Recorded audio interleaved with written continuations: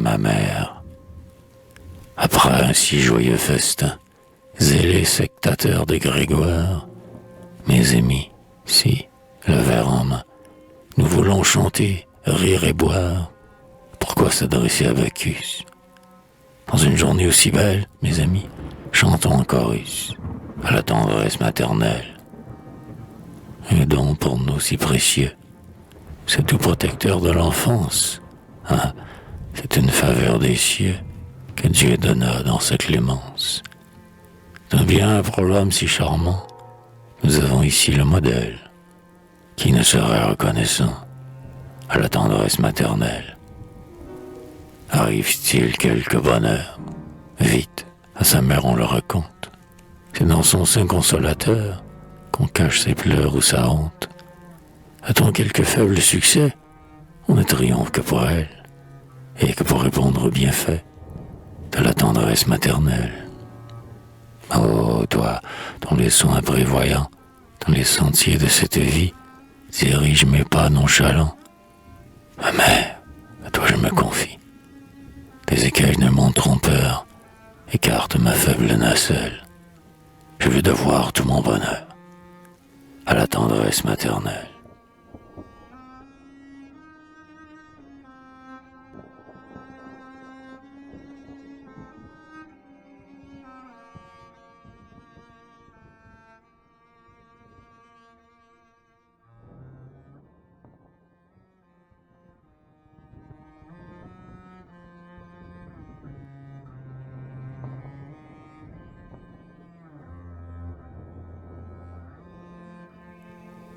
À mademoiselle Zoé le Douérin, heureux séjour où la beauté m'accueillit avec indulgence. Demain, le jour, ramenant la clarté, te rendra douce leur présence, et demain je t'aurai quitté.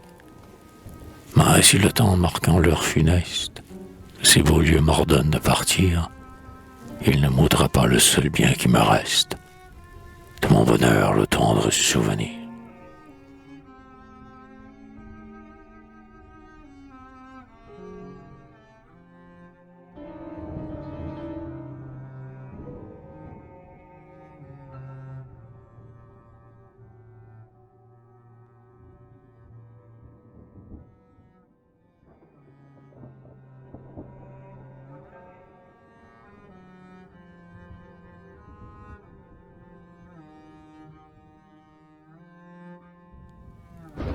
La nuit, quand la lune blanche s'accroche à la branche pour voir si quelque feu rouge dans l'horizon bouge le soir. Folle alors qui livre à la nuit son livre, ça, son pied aux collines et ses mandolines au vent. Folle qui dit un conte, car minuit qui compte le temps passe avec le prince, des sabbats qui grincent, des dents. L'amant qui compare quelques beautés rares au jour tire une balade de son cœur malade d'amour. Mais voici dans l'ombre qu'une ronde sombre se fait. L'enfer autour danse, tous dans un silence parfait. Tout pendu de grève, tout juif mort soulève son front. Tous noyés des havres pressent leurs cadavres en rond. Les âmes feu joignent leurs mains bleues sans eau. Lui tranquille chante d'une voix touchante ces mots. Mais lorsque sa harpe où flotte une écharpe se tait, il veut fuir. La danse l'entoure en silence parfait. Le cercle l'embrasse, son pied s'entrelace au mort. Sa tête se brise sur la terre grise. Alors, la ronde contente, en rit éclatante, le prend. Tout mort sans rancune, trouve au clair de lune son rang. Car la lune blanche s'accroche à la branche pour voir si quelque feu rouge dans l'horizon bouge le soir.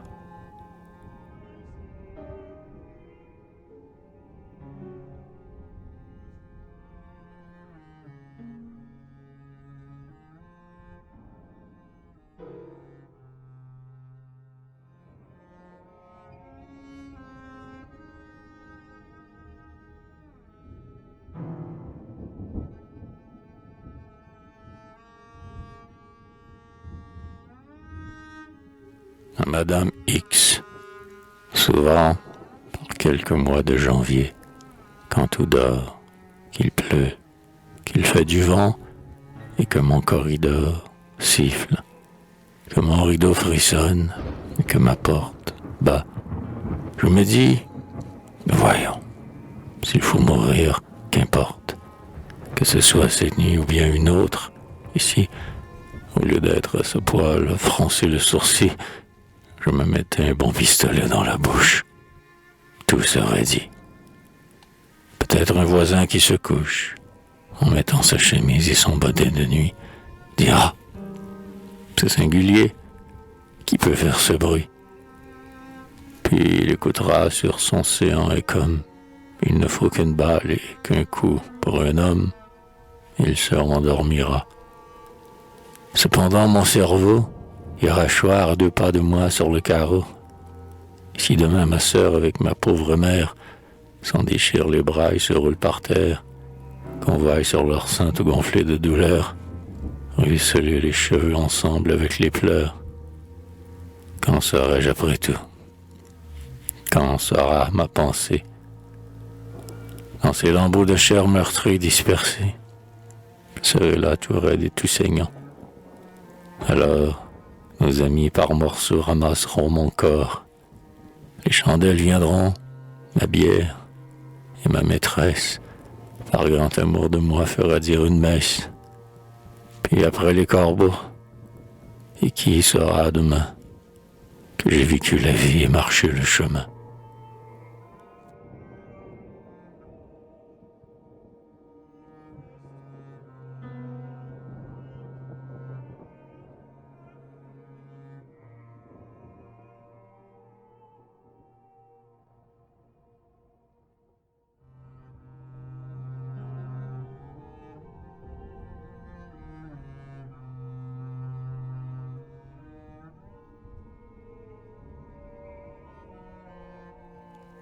L'anglaise en diligence. Nous étions 12 ou 13, les uns sur les autres pressés, entassés. J'éprouvais un malaise, que je me sentais défaillir, mourir. À mon droite un squelette, à mon gauche un athlète. Les os du premier, ils me perçaient. Les poids du second, ils m'écrasaient. Les chaos, les bas et les hauts, d'un chemin raboteux, pierreux, avait perdu, avait fondu, mon tête entière. Quand l'un bâillait, l'autre il sifflait. Quand l'un parlait, l'autre il chantait. Puis une petite, car l'un jappait, le nez à la portière. La poussière, il me suffoquait. Puis un méchant enfant criait, et son nourrice il abattait. Et un petit français chantait, se démenait et bourdonnait comme une mouche. Pour moi, ce qui me touche, c'est que jusqu'au Pérou l'anglais peut voyager, sans qu'il ouvre son bouche, autre que pour boire ou pour manger.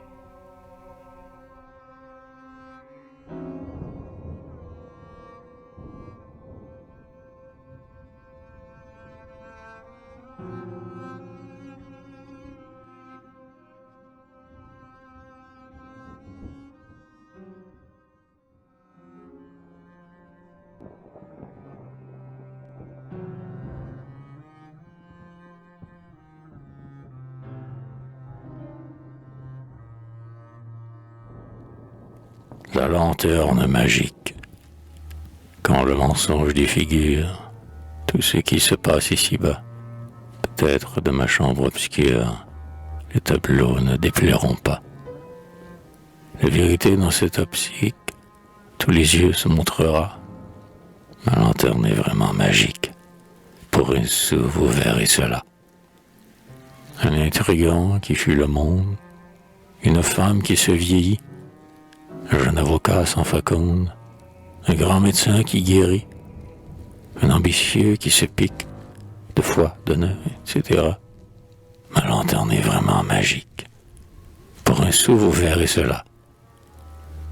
Une moderne comédie, piquante en dépit des censeurs. Une sublime tragédie, un mélodrame sans horreur. Le bon sens, chez un romantique, la gaieté d'un grand opéra. Ma lanterne est vraiment magique. Pour un sou, vous verrez cela. Un tribunal où la justice, pour rien, en tout temps, se rendit, et le boudoir de cette actrice, d'où l'amour fut toujours proscrit, et le fauteuil académique, où jamais l'on ne sommeilla. Ma lanterne est vraiment magique. Pour un sou, vous verrez cela. C'était bien que l'honneur des corps fut porté par un courtisan. Ce front que la pudeur colore est celui d'un vieux chambellan. On dit que ce grand politique à tout vent jamais ne tourne.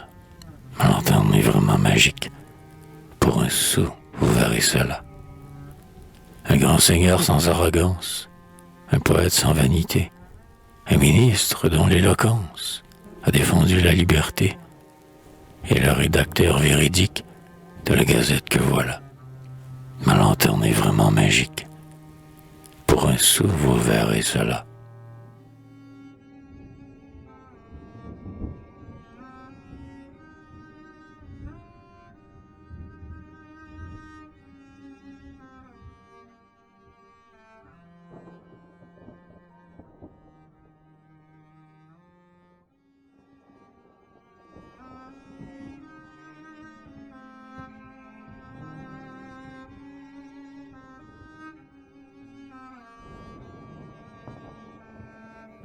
Le 3 mai 1814.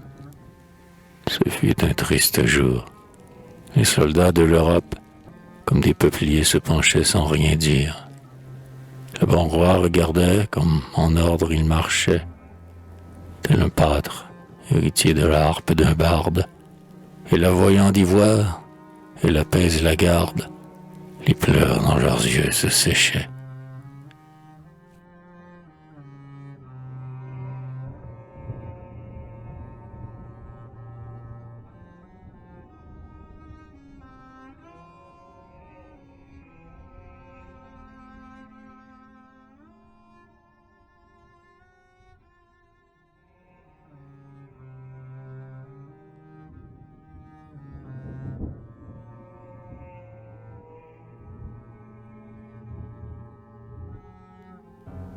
Oh, la froide Russie aux éternelles neiges. C'était d'un autre pas que marchaient ces cortèges, où l'homme au manteau gris leur servait de drapeau, et du grand horizon sortait sa large tête, et tous ne demandaient, pour marcher à la fête, qu'à voir le coin de son chapeau.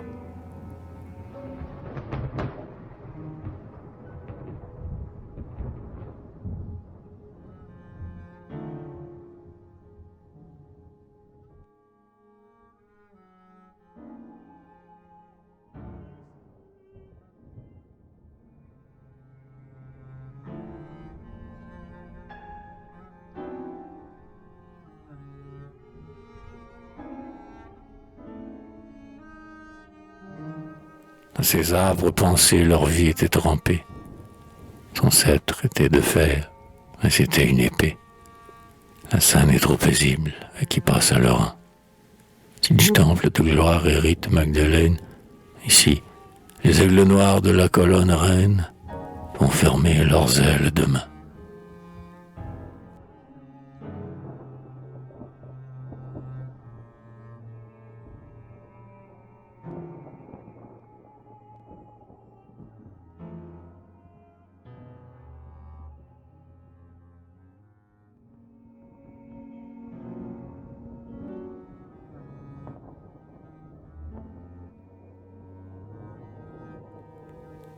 Ah, c'est qu'à ce grand peuple il fallait sa grande âme, c'est que d'un dur caillou, pour que sorte la flamme, il faut la prendeur ou l'ongle du coursier. Maintenant, dans leur cœur, tout est désert et vide, c'est que tout grand vaisseau veut l'aquilon pour guide, toute main ferme un gant d'acier.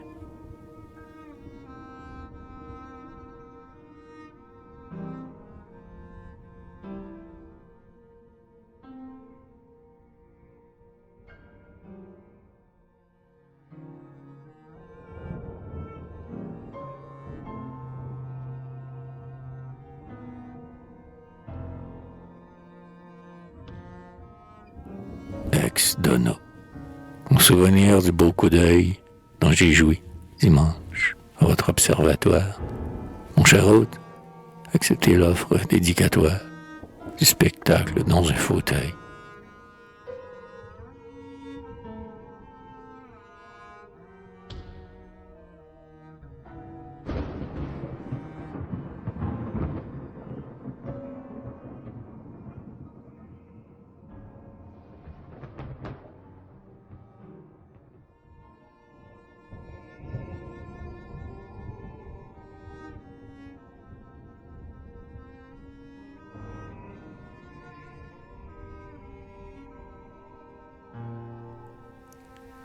Après la lecture d'Indiana, Sand, quand tu l'écrivais, où donc l'avais-tu vu, cette scène terrible au noon, à demi nue, sur le lit d'Indiana s'enivre avec Raymond?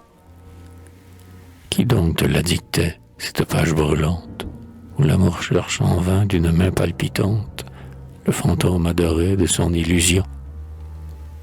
En as-tu dans le cœur la triste expérience? Ce qu'éprouve Raymond, te le rappelais-tu? Et tous ces sentiments d'une vague souffrance, ces plaisirs sans bonheur, si pleins d'un vide immense. As-tu rêvé cela, Georges, ou l'as-tu connu?